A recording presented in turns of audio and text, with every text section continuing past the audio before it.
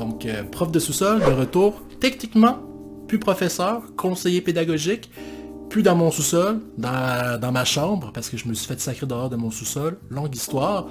Mais aujourd'hui, je suis de retour avec une vidéo. Peut-être que vous pensez que c'était terminé cette chaîne-là, qu'il n'y avait plus jamais de vidéo. Et non, on recommence.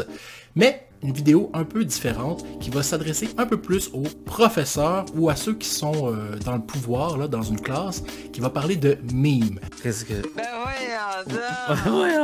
Pourquoi le meme peut être intéressant? Comment on peut s'en servir dans une classe? Si vous êtes des étudiants, puis vous dites, ben, cette vidéo-là, clairement, n'est pas pour moi, skip. Faites attention, en fait, au contraire, vous pourriez l'envoyer à votre professeur et le convaincre d'utiliser des mimes en classe. Donc, c'est pédagogique et on apprend pour vrai. Donc, envoyez la vidéo aux personnes responsables de vos classes. Maintenant, pourquoi le mime dans une classe, dans un cégep, à quoi ça peut servir? Premièrement, il y a un côté ludique au mime, il y a un côté agréable, un côté amusant qui va détendre l'atmosphère, on va apprendre sans savoir qu'on apprend, et surtout le mime c'est un langage. Je dirais que c'est même parfois un langage générationnel. Si on veut comprendre les étudiants, comprendre leur réalité, ben, on peut lire leurs mimes, comprendre leurs mimes. Bon, évidemment, maintenant, tout le monde en fait. Je pense que nos parents, mes parents sur Facebook partagent des mimes. Est-ce que c'est toujours drôle? Ça, c'est une autre histoire. Et faites attention quand vous allez choisir vos mimes. Ne choisissez pas ces mimes-là. Ça, ces mimes-là, c'est non, parce que vous allez ressembler à ça, ici. Donc, on va choisir des mimes un peu plus d'actualité. Maintenant, comment fonctionne le mime? Le mime fonctionne sur le principe de l'analogie. Prendre deux choses, soit les comparer, soit en faire une métaphore, en faire un symbole qui va représenter autre chose. Donc, dans le principe d'analogie, pour qu'un mime fonctionne, il faut comprendre deux choses.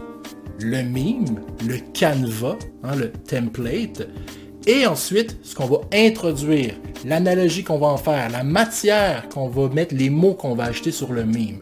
S'il nous manque un de ces deux éléments-là, ça ne fonctionnera pas. Donc, pour comprendre un canevas, c'est sûr qu'à la base, c'est assez simple, c'est des comparaisons, c'est des métaphores. Il y a des mimes qui sont un peu plus complexes, entre guillemets, par exemple la face de Pikachu. La fameuse face de Pikachu, c'est quelque chose que je devrais savoir, qui est évident, mais je suis quand même surpris quand ça arrive. Donc, des étudiants mal préparés. Ça fait 15 fois que je répète qu'il y a un examen le 15 janvier. Et là, le 15 janvier arrive. Il y a un examen face de Pikachu. Si jamais vous allez sur un site de mimes et que vous ne comprenez pas, par exemple, Meme Generator permet facilement de faire des mimes. Et pour chaque mime, il y a plusieurs exemples, ce qui vous permet de rapidement comprendre le concept et de vous l'approprier. Puis aussi, ce qui est le fun avec Meme Generator, c'est que vous pouvez prendre un template, un canevas, faire vos mimes, ajouter votre texte, rajouter d'autres textes, rajouter des images, créer d'autres canevas. C'est très très facile d'accès, c'est gratuit sur Internet, donc je conseille fortement Meme Generator. Maintenant, une fois qu'on comprend notre canevas, ben, il faut ajouter de l'information dessus. Fait que je peux faire des mimes qui sont relativement simples, par exemple, une règle de grammaire. Ici, j'ai mon participe passé avec l'auxiliaire avoir qui est super tranquille, relax et chill, mais qui se fait sournoisement attaquer par la bête qui est tapie en arrière, qui est le complément direct. Donc ça représente la règle de grammaire que quand le complément direct est placé avant l'auxiliaire avoir, on accorde le participe passé. Par contre, qu'est-ce qui est le fun, qu'est-ce qui est drôle, c'est que justement, il faut comprendre la règle d'accord pour comprendre le mime. Sinon, ça sert absolument à rien, c'est pas drôle. Pourquoi le complément direct ferait peur ou surprendrait mon participe passé? Une façon qui est facile à utiliser, le mime en classe, c'est une façon que Mathieu Poulain a utilisée, inspiré par sa collègue Maude Neveu-Villeneuve au Cégep Ontic, et c'était de demander aux étudiants de produire des mimes sur des lectures. Donc, il lisait un roman assez complexe qui s'appelle toujours d'ailleurs, prochain épisode, et à chaque moment de lecture, à tranche de 40, 80 pages, peu importe, les étudiants entre les cours produisaient des mimes et les envoyaient au professeur. Et ce qui est intéressant, c'est que ça donne des choses comme ça ici. Surenchère verbale, Hubert Aquin rencontre Honoré Balzac, deux jolis chiens qui se font une collade et que c'est cute, sans bon sens.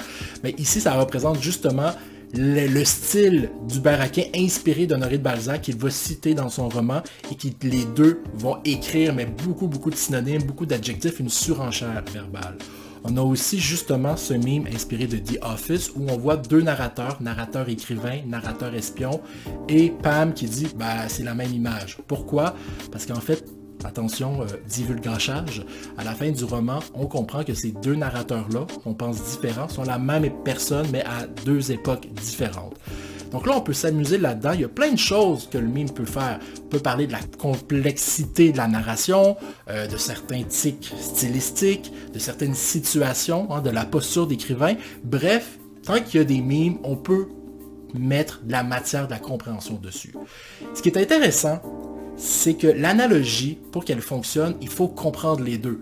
Pour produire ce type de meme-là, il faut comprendre la structure narrative. Il faut s'approprier le roman.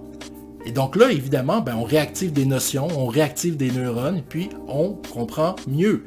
Après ça aussi, c'est pas juste en littérature ou en grammaire. On peut faire des memes sur n'importe quoi. Je vous donne quelques exemples ici. Voilà un meme où j'ai la lumière visible, le photoélectron dit « Ah, non merci ».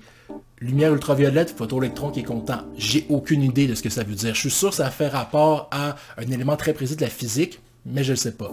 Fait que n'importe quel savoir, même le plus précis possible, vous allez pouvoir produire ce type de choses-là, dans des techniques, dans des decks, dans des attestations. Peu importe la matière du cours, c'est sûr que vous pouvez réviser un module et demander aux étudiants de produire des memes. Voilà. Est-ce que j'ai autre chose à dire? Allez faire des memes en paix, allez sur Meme Generator et surtout, abonnez-vous au prof de sous-sol. Il y a du contenu qui s'en vient. Là, je ne ferai pas de promesses, 2 semaines, 4 semaines, 1 mois, 1 an, mais c'est reparti pour une nouvelle aventure.